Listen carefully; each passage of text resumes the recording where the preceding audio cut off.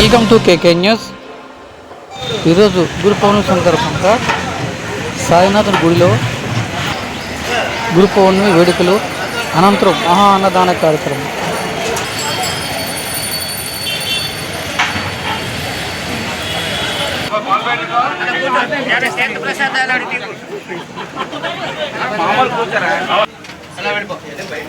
Okay okay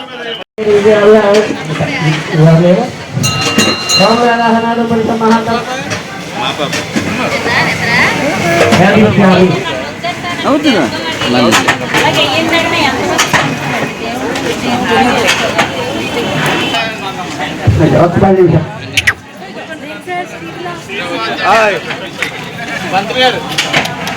సంవత్సరాలుగా గురు పౌర్ణమి మహోత్సవాలు దేదీప్యమానంగా జరుగుతున్నాయి.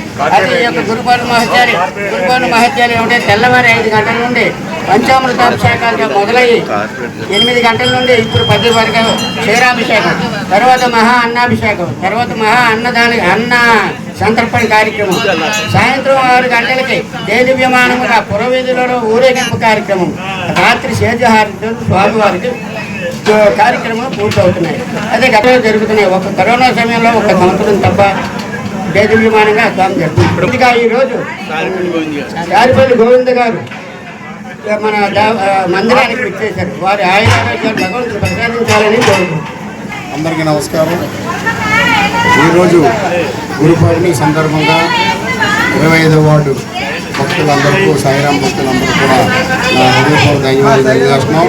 మరి ఈ గుడి శంకుస్థాపన చేసి మరి ప్రతిష్ఠ చేసి సాయిబాబా ప్రతిష్ఠ చేసి దగ్గర 21 సంవత్సరం పూర్తయిన సందర్భంగా మరి ఈరోజు గురు పౌర్ణమి పూజ మహోత్సవాలు జరుగుతున్నాయి.